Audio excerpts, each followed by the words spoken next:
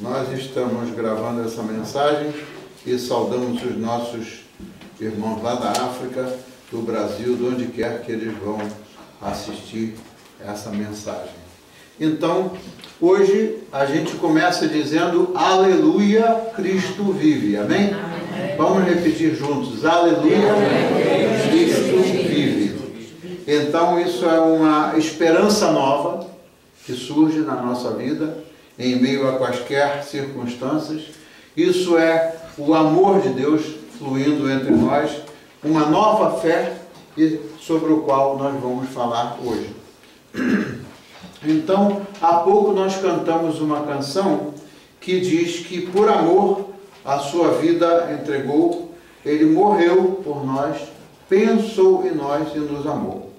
Há pouquitos minutos nosotros cantamos a canción que dice como Jesús ha hecho el sacrificio por nosotros, y la canción dice: por amor su vida entregó, murió por nosotros, pensó en nosotros mientras que estaba en la cruz y amó a nosotros. Por lo tanto, tenemos una nueva esperanza e um novo sentido para a nossa vida por la fé.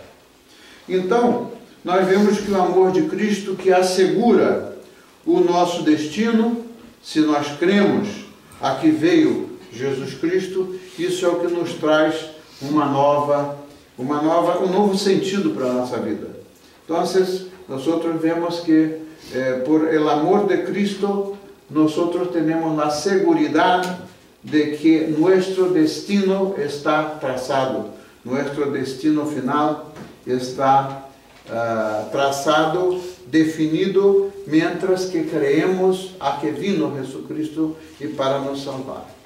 Então, vamos voltar atrás um pouquinho na história, né, e ver que na Semana Santa, o que passou foi que aqueles que se reuniram lá para o julgamento de Jesus Cristo, eles gritaram: crucificai, crucificai.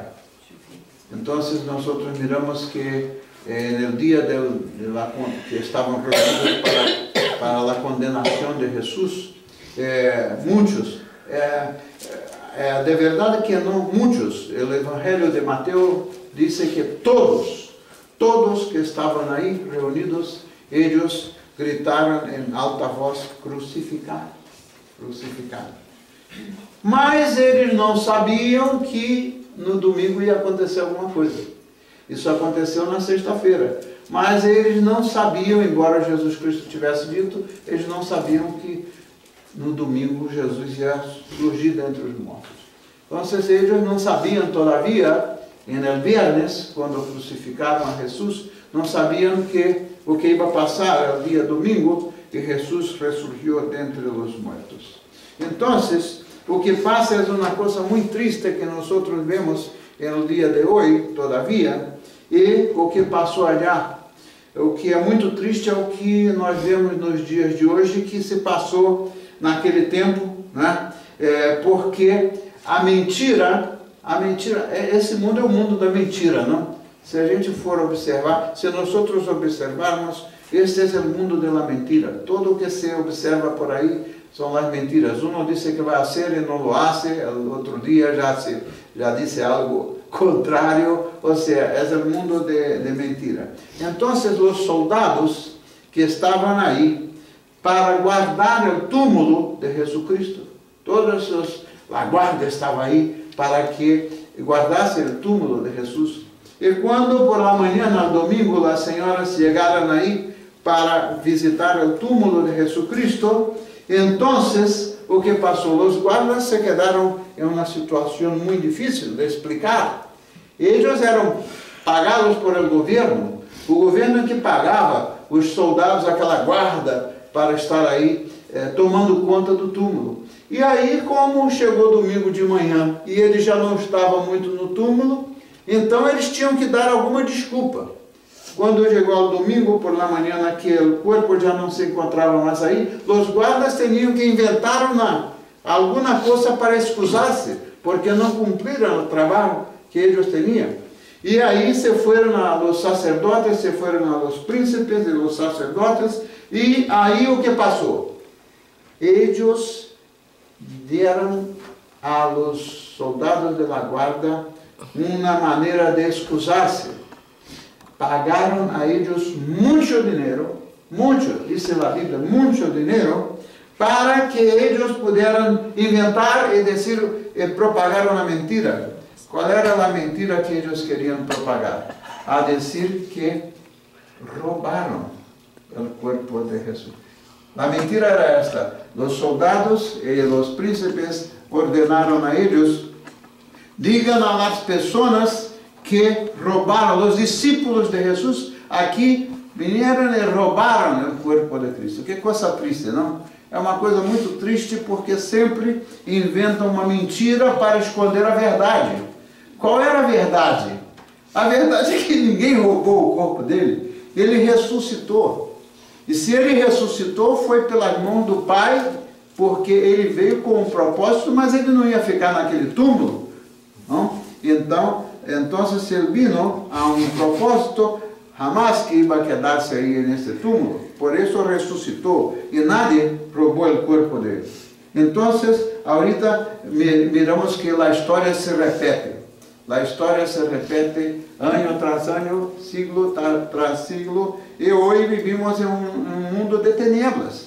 O que mais nós vimos, irmã Reina e irmã Maria vivem isso aí, elas vivem isso aí, o dia a dia das pessoas que são enganadas.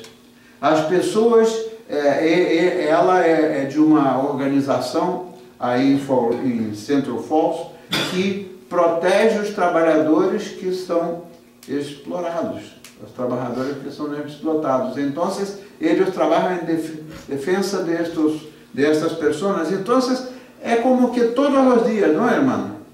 Todos os dias as pessoas aí chegam com um problema que foi explotado, com um problema que trabalhou. Se o dia tem 24 horas, o patrão quer que eles trabalhem 52 horas. E isto é o que se vê, porque vivimos em um mundo de tinieblas. Pero temos uma fé que cambia nossa esperança, para ver que as coisas não seguirão desta maneira por todo sempre. Por isso, vamos a ver aí na Bíblia, na primeira carta de Pedro, capítulo 1, versículos número 3 ao 9, e aí vamos a ver de onde vem nossa esperança.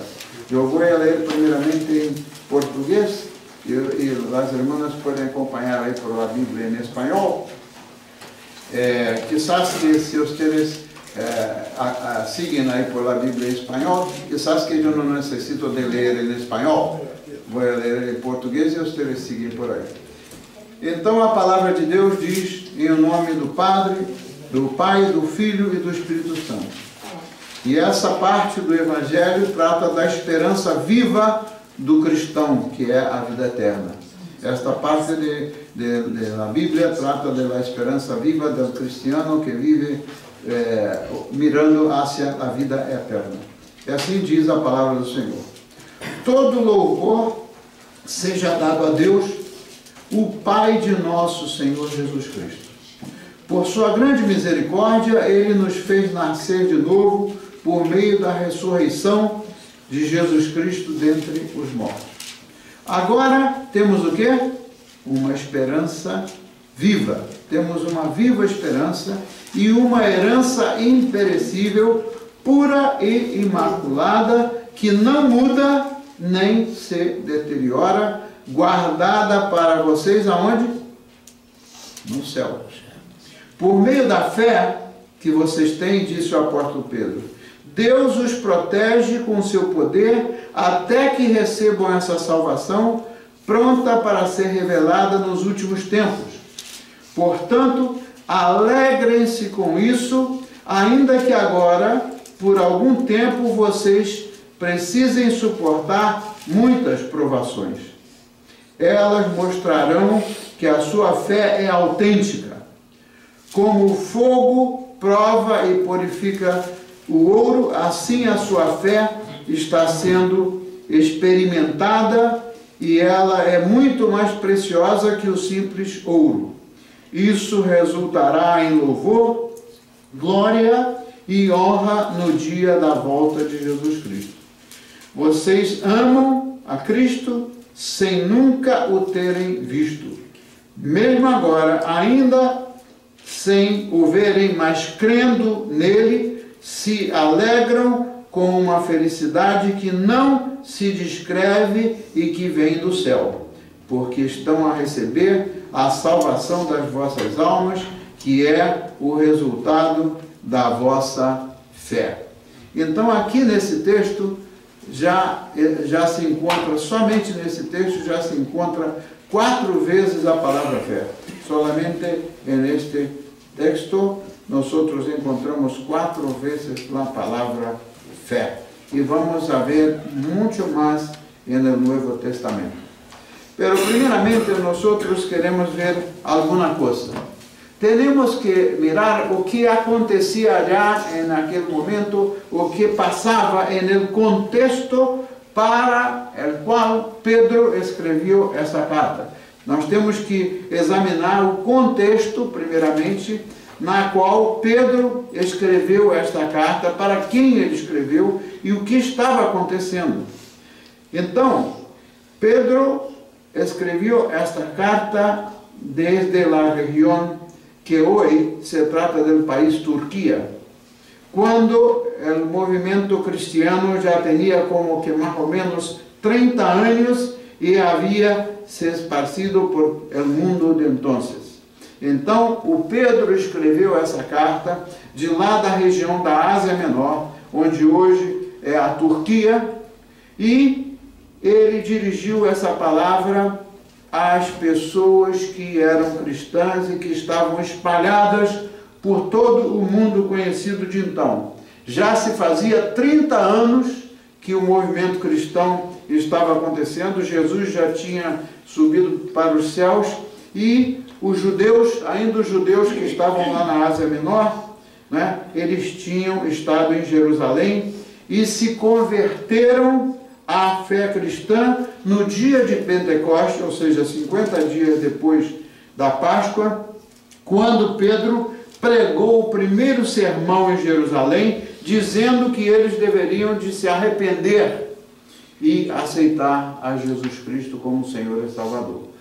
Então, o que passou é que os judíos e a gente que havia se encontrado em Jerusalém no dia de Pentecostés, o que passou? Eles haviam se convertido à fé cristiana ao dia em que Pedro predicou o primeiro sermão em Jerusalém, o dia de Pentecostés, quando perguntaram a ele, ante o que haviam visto aí por a crucifixão de Jesucristo, etc., etc.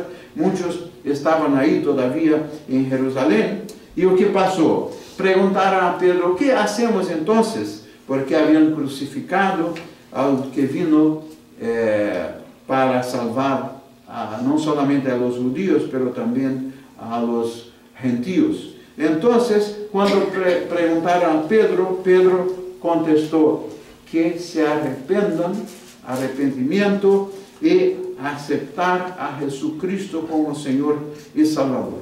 Então, isso aí foi o sermão de Pedro lá no dia de Pentecostes, e muita gente que estava lá já tinha se espalhado. Por que eles já tinham se espalhado? Por causa da perseguição. Eles haviam se esparcido por todos os lugares em Ásia e outros pontos por a razão da persecução. Os seguidores de Jesus, eles eram perseguidos, tinham que reunir-se em secreto em algum lugar onde que estavam escondidos para que não seguissem a ser mortos. Então, isso aí foi a perseguição que aconteceu naquele tempo. Mas vamos ver o contexto do que aconteceu lá, para a gente ver o que acontece hoje, para podermos viver pela fé viva, por essa esperança viva, e não viver em função dos problemas que acontecem. Hoje em dia, ainda existe o quê? Perseguição aos cristãos. Nos dias de hoje, matam muitos misioneros, de los cristianos en todas las partes del mundo. Entonces, lo que se pasa hoy no es muy diferente de lo que se pasaba en el tiempo después que Jesús ascendió ao cielo. E aí, o que passou? O que acontecia lá, naquele momento? Os estudiosos da literatura e os estudiosos da carta de Pedro, das cartas que foram escritas naquela época, eles dizem que a civilização romana estava desenvolvendo, entre aspas, estava desenvolvendo. Hoje a gente fala em desenvolvimento, mas desenvolvimento, será que de fato é desenvolvimento ou é retroceder para as coisas que não servem? E o que passava é que o problema típico do processo de modernização lá na área dominada pelo Império Romano causava a divisão na sociedade de classes. Hoje nós não vemos ostensivamente uma divisão de classes, mas hoje nós vemos que as pessoas discriminam segundo a classe da pessoa. Se a pessoa pertence a uma classe alta, se a pessoa tem privilégios, então é certamente muito bem considerada e tem todos os direitos, etc, etc, etc.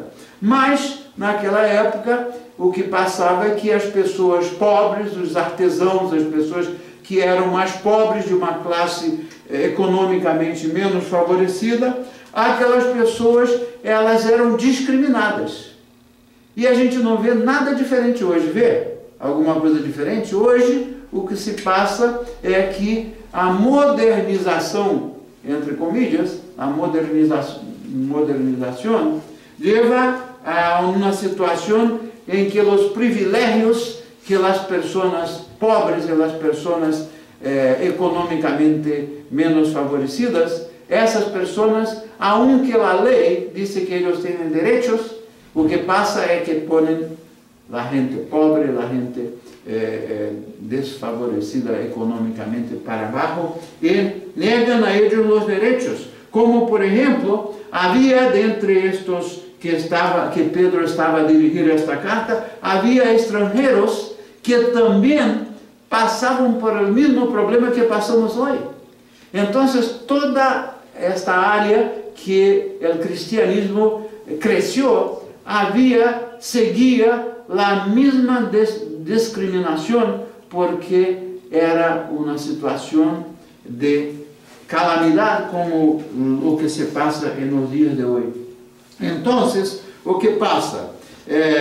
Havia esta situação de discriminação, causava insatisfação entre as pessoas marginalizadas que iam à busca de seus direitos, pero não logravam o mesmo que logravam os mais privilegiados economicamente falando. Então, veja que coisa triste. Essa gente, os cristãos do primeiro século, os cristãos até o segundo século, eles na verdade passavam pelos mesmos problemas que os cristãos que eram desfavorecidos. Havia judeus que tinham uma posição econômica boa, etc., mas a maioria que abraçava a fé cristã eram as pessoas menos favorecidas. Por que razão? Porque aqueles que estavam muito confortáveis, aqueles que tinham tudo o que queriam, etc., etc., eles não eram a maioria dos cristãos. Então, o que passava é que a maioria não eram as pessoas, a maioria dos cristianos, no princípio, não era de las pessoas mais favorecidas, porque os que estavam aí tinham todo, etc., etc., etc., conhecemos a coisa como trabalho. Deus para eles não era a primeira prioridade da vida. E isto nós vimos claramente em África, onde a iglesita que temos allá no interior de Moçambique está a crescer. A gente busca de Jesus, busca de Deus, porque a gente está necessitada. E assim também eu encontrei a mesma situação em Brasil, onde que visitei em vacações há pouco tempo. As pessoas mais pobres, quanto mais pobres as pessoas, pobres, eu digo materialmente falando, mais discriminadas, mais rechazadas, quanto más estas pessoas sofrem, más elas buscam de Deus. Isto é o que se chama um contexto de civilização. A sociedade moderna hace algo todavía pior que hacían allá no princípio do cristianismo. Então, o que acontecia? O que acontecia é que os operários, os lavradores, os artesãos, né, eles, para buscarem uma esperança de viver o dia a dia da vida deles, para viverem com alguma esperança em meio à perseguição, em meio a toda aquela situação, eles então, aí eles se entregavam ao Senhor e buscavam a fé cristã. Né? Por quê? Porque eles estavam muitas vezes desiludidos. Às vezes é preciso que na vida a gente passe por algumas desilusões para a gente cair na realidade e buscar a ajuda do Senhor. Algumas das vezes, para algumas pessoas é necessário estar em uma situação de desilusão, de frustração, para então buscar entender a realidade, o contexto em que vivimos, de um mundo de tinieblas, e aí buscar de Deus. Então, o que eles necessitavam? Eles necessitavam de uma fé firme, de uma esperança firme e não de algo que prometiam e não lo cumpriam. E a situação como vimos. Então, qual era o resultado de todo isto? Os menos favorecidos viviam nutridos ou alimentados por el amor de Cristo, que havia morrido por eles, e então eles viviam e caminavam por fé. Anteontem estava falando com uma pessoa e aí eu tinha recomendado a essa pessoa de ir a uma igreja lá no Rio de Janeiro, que o pastor no último mês começou a fazer um estudo no livro de Apocalipse. Eu recomendei a uma pessoa em Rio de Janeiro que buscaram na igreja que o pastor estava ensinando sobre o livro de Apocalipse. Por quê? Porque o livro de Apocalipse ensina o que vai ser nossa vida eterna. Os últimos capítulos de Apocalipse, capítulo 21 e 22, ensina como será a vida que temos prometida para a eternidade. Não há promessa de maravilhas aqui nesta terra. As promessas firmes são allá no céu. E aí o que aconteceu? Essa pessoa foi lá na igreja e algumas coisas que o pastor estava explicando ele entendia, as outras coisas ele não entendia, porque ele não entende nada ainda do que está escrito na Bíblia. Essa pessoa aceitou a Jesus Cristo quando eu estive lá numa igreja que eu fui pregar, ele aceitou a Jesus Cristo. Mas ele disse para mim o seguinte, sabe o que ele falou? Que a conclusão que ele chegou, ele é um homem inteligente, preparado, tem uma profissão importante, não sei o quê. Sabe qual é a conclusão que ele chegou? Ele disse que se a gente quiser entender as coisas de Deus pela razão, a gente não entende nada. Ele me disse que a conclusão é que se buscamos entender as coisas de Deus por la razão, nós nos quedamos perdidos. ¿Por que razão? Porque as coisas espirituais podem ser discernidas por el Espírito de Deus.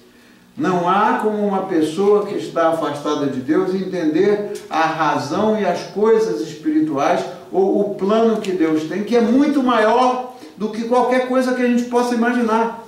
As promessas de Deus para nós são muito maiores do que tudo que a gente possa imaginar. A gente pode imaginar ter uma vida muito boa, a gente pode imaginar trabalhar bem para poder a gente alcançar as coisas, a gente pode imaginar o que quiser, mas só que a lógica de Deus é diferente e as promessas de Deus são muito mais além do que a gente imagina. Então, essa pessoa chegou a esta conclusão, por quê? Porque trata-se de um homem de quase que 80 anos e ahorita, depois de trabalhar muito, é um advogado.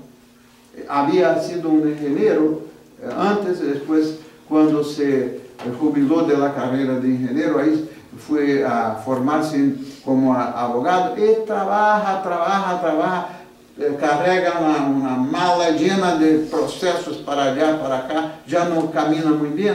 Então, depois de todo esto, ele chegou à conclusão que, por la razão, não se logra entender ou viver as promessas de Deus.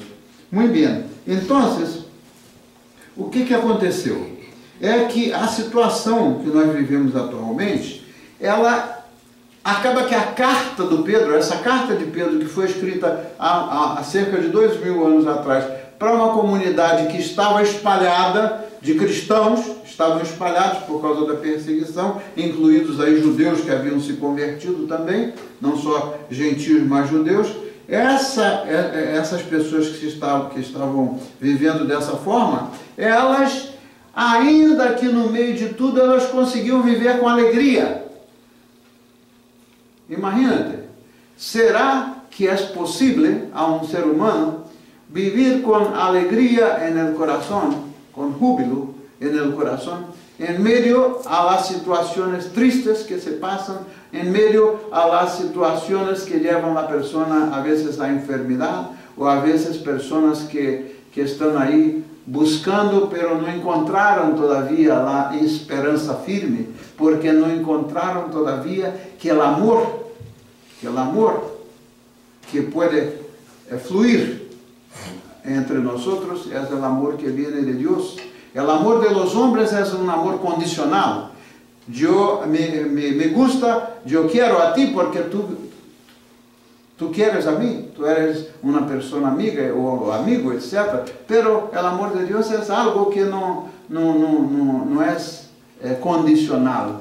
Então, em meio à situação que eles viviam, eles necessitavam de viver com alegria e lo hacían, ¿por quê? Porque estavam a caminhar por la fé.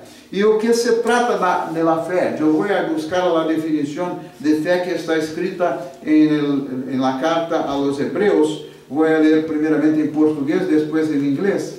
E aí, o que é a definição de fé? A definição de fé não é uma fé teórica, não é uma fé que é uma ilusão, é uma fé colocada em ação. A definição de fé é uma fé que se põe em ação. Esta é a fé que a palavra de Deus nos ensina. E aí em português, em Hebreus 11:1 diz o seguinte: a fé é a firme certeza das coisas que se esperam e é a evidência daquilo que ainda não vemos. Ou seja, a fé é a certeza de lo que se espera, a convicção de lo que não se vê. Todas as coisas que se veem, que são possíveis, não se trata de fé. Porque a fé é estarmos seguros e convencidos de que o que Deus prometeu a nós vai passar em meio a todas as coisas contrárias. Isto é o que se trata de poner nossa fé em ação. Então, a carta de Pedro é muito atual quando falamos da ressurreição de Cristo. E o que ele disse de essencial nessa carta? O que o Pedro diz de essencial nessa carta? Número 1, ele diz lá: todo louvor seja dado a Deus, Pai de nosso Senhor Jesus Cristo, pela sua misericórdia. Todo louvor seja dado a Deus, Pai de nosso Senhor Jesus Cristo, pela sua misericórdia que nos fez nascer de novo. Ou seja, toda a alabança será dada a Deus, ao Padre de nosso Senhor Jesus Cristo, por sua misericórdia, porque Ele nos ha hecho novas criaturas. Aí, se tu vais falar com um filósofo, se você vai conversar com um filósofo, o filósofo vai chamar você de maluco. Se vais falar com um filósofo, vai considerar você como um louco. Porque como que uma pessoa, em habilidade natural do homem, pode entender que as coisas que não se veem vão acontecer, porque são prometidas por Deus. Não são prometidas por homens, são prometidas por Deus. Então, isto é uma nova criatura de que habla Pedro, é a pessoa que já não vive mais por as ilusões do mundo, pero vive por la fé. ou seja, creer que tudo que Deus ha prometido vai acontecer em meio de... As circunstâncias não vão a impedir que isto se passe. A segunda coisa que Pedro ensina, ele diz assim: agora temos uma viva esperança e temos uma herança que não se perde, guardada no céu para nós que cremos. Herência, vamos falar de herência. O que é uma herência? Quando meu padre, minha madre, minha família têm algo para transferir a mim por herência, o que isso depende de quê? A herência tem alguma segurança ou certeza de que a herência vai passar a mim? Não, pela lei do homem está escrito em la lei que a herança vai passar para a gente. A herança do nosso pai e da nossa mãe. Mas quantas vezes esperamos por a herência que temos a receber de nossos padres ou de nossos abuelitos e nunca logramos receber? Não passa isso na realidade? Eu conosco casos e creio que vocês também conhecem. Então, a herência aqui na terra é uma herência que pode não estar garantizada, aunque a lei do homem lo garantiza, pero a herência que vem de Deus, a herança que vem de Deus por meio de Jesus Cristo, essa nunca vai falhar. Esta nunca vai falhar. E por essa certeza do que ainda não vemos, a realização dessa herança na nossa vida, nós podemos então ter alegria, e isso se passa com as pessoas que oram, isso se passa com as pessoas que ouvem a palavra de Deus, isso se passa com as pessoas que estudam a Bíblia, porque quando a gente ora, quando a gente estuda a palavra de Deus, quando a gente busca conhecer as promessas de Deus, certamente que aí nós não vamos estar preocupados mais com o que vai passar ou o que não vai passar. Eu falava inclusive com uma pessoa ontem, né, com um rapaz que é o gerente lá do prédio onde eu vivo. Eu tive a oportunidade de conversar com ele ontem pela primeira vez. Veja, esse rapaz mira viver por la fé. Este homem é um homem, creio que não tem 30 anos. Ele vindo de Líbia, libanês. E o que passou? Eu fui a pagar a renta e aí começamos. Nunca havia praticado com ele. Ele me chamou, senta-te, aí vamos praticar. Ok, então começamos a... Sabe o que passou com esse homem? Ano passado, mira o que é a fé. El ano passado, ele se foi ao país dele, em Líbano, onde vivem os padres, vivem todavia allá, porque descobriram aqui um tumor dentro do cérebro dele, que era uma coisa grandíssima. Já estava a coisa muito mala, e aí decidiu fazer a operação allá, no país dele, porque aí tinha a madre, tinha o padre, aqui ele vive solito, não tem esposa, solamente é um homem de fé. Quando chegou na sala de operação, que o anestesista foi checar para ver se ele podia tomar anestesia para poderem começar, é uma operação que durou 11 horas, uma cirurgia que durou 11 horas, imagina. Quando estava aí, que o homem, doutor que faz a anestesia, foi chequear, o coração dele não estava batendo, não havia. Então o doutor disse, não pode, como, que está passando? Então chamaram os outros e um montão de doutores aí, em lugar da cirurgia, etc. Então, aí ele estava a orar, calladito, silenciosamente estava a orar. E de um minuto a outro, antes que desistissem de fazer a operação, começou o coração dele a bater normal. Passou, isto é que é a verdade da ressurreição. Na vida deste homem, ele de hecho passou por uma ressurreição, porque o doutor já havia dicho, este homem está muerto, o coração dele não estava muerto. Então, o que passou? A coisa por um milagre de Deus, o coração começou a bater, e aí hizo a operação. Tiveram que abrir os ossos da cabeça dele porque era profundo este tumor. E aí, depois que todo terminou, etc., no dia que seguia, o doutor falou com ele, dijo a ele, usted tiene que estar em repouso por lo menos por 6 meses, de 6 meses a 1 ano, porque abrimos aí os huesos de sua cabeça, e isto toma muito tempo, etc. Sabe em quanto tempo este homem estava recuperado? Imagina, em 2 meses. Ah, sabe o que o doutor disse a ele? Quizás que tu vas a ter que usar uma silla de ruedas por el resto de sua vida. Quizás que su habla vai estar comprometida. Quizás que tu vais estar com uma parte do corpo paralisado. Este homem habla, e camina, e trabalha, e hace todo normal. Recuperou em 2 meses, ao 3º mês já vino de regresso. O doutor disse, tu estás louco, como que vais?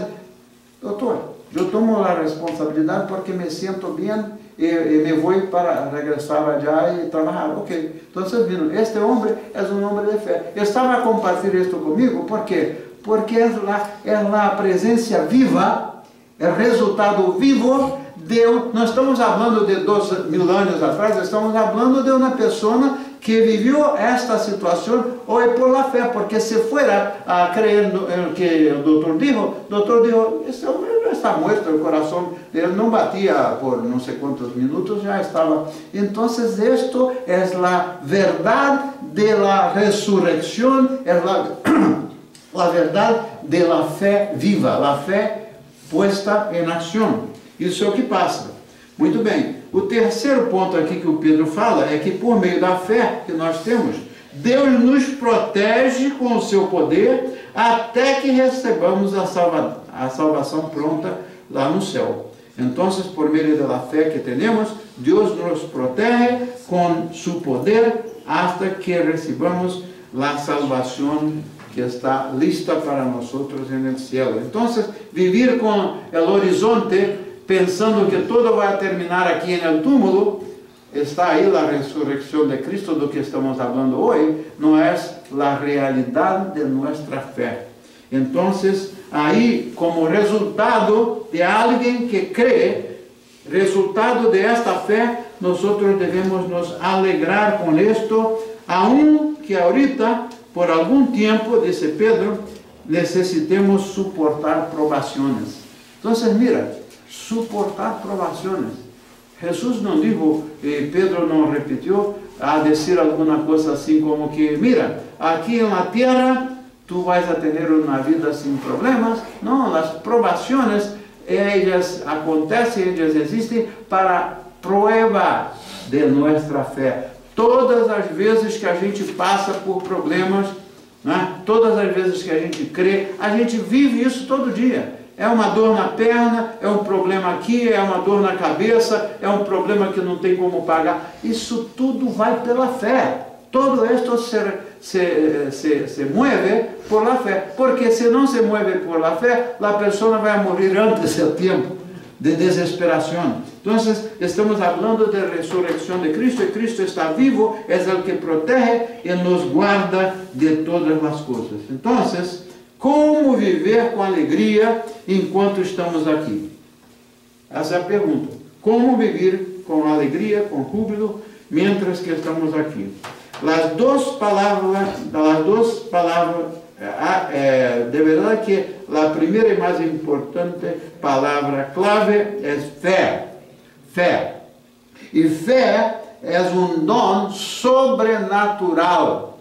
A fé não é uma habilidade normal que nós temos. A fé é dom de Deus. É dom de Deus. Então, aqui a palavra fé, solamente nestes versículos aparece 4 vezes. Sabe quantas vezes aparece no Novo Testamento a palavra fé? 246 vezes. Isto é uma señal de que é uma palavra importante dentro das Escrituras, não? Então, qual é o segredo? É o secreto. Qual é o segredo? É o que o meu amigo lá falou essa semana pelo telefone. Ele disse que a fé só aparece quando a razão termina. A fé só tem lugar quando a razão termina. Enquanto a gente buscar resolver os problemas pela nossa razão, eu tenho que fazer isso para garantir a minha vida, eu tenho que fazer aquilo, a gente está redondamente enganado. Então, a outra coisa, a fé não depende de inteligência ou de sentimentos. Se a fé dependesse da pessoa ser inteligente para entender, o que acontece? As pessoas que não têm tanta inteligência não iam ser favorecidas com as promessas de Deus. Então, não depende de inteligência e não depende de sentimento. Tem muita gente que pensa que a fé depende de sentimento. Ah, hoje eu estou triste, eu estou com um sentimento tão grande de tristeza hoje, eu estou tão feliz hoje pelo que aconteceu, ou eu estou assim.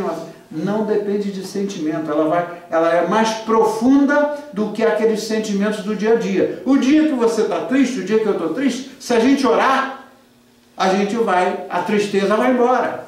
O dia que a gente está enfrentando problemas, e tem aqui todos nós, eu não creio que não tenha ninguém aqui que não experimentou isso, né? Nós temos pessoas que estavam vivendo em situações terríveis e que o Senhor, pela misericórdia dele, levantou. Isso não tem depressão, não tem nada disso que possa resistir às promessas do Senhor e à nossa fé. Então a palavra-chave do que devemos fazer é orar e seguir pela fé. Então, a última pergunta é essa: você crê que Cristo ressuscitou, e você crê na promessa que está escrita de que Cristo vai nos ressuscitar? Se a gente crê em Deus, eu creio que não tem como crer em Deus e não crer na promessa dele de que um dia, ainda aqueles que estão no túmulo irão ressuscitar. Amém?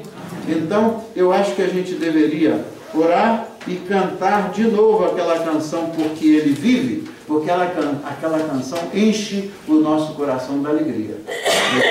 Então vamos orar, cerrar os olhos e orar e cantar outra vez a canção Porque Ele Vive. Senhor, nós te agradecemos pela sua palavra, nós te agradecemos pela certeza que nós podemos ter das coisas que ainda não vemos, mas que cremos que vão acontecer. Senhor, nós te agradecemos porque Jesus, ele se entregou por nós, o seu filho se entregou por nós, o seu filho foi abusado, o seu filho foi sacrificado, foi machucado, mas ele fez isso por amor. Senhor, agradecemos pelo seu amor que flui entre nós e que é a única maneira da gente viver, né, enquanto ainda estamos aqui nessa terra. Nós te glorificamos o teu nome e dizemos aleluia porque o Senhor vive. E porque o Senhor vive, nós podemos crer no amanhã. Amém? Amém. Então vamos cantar essa canção do Porque Ele Vive. Aí, se a Ana põe aí de novo, eu agradeço. Porque essa canção é para a gente cantar como uma oração.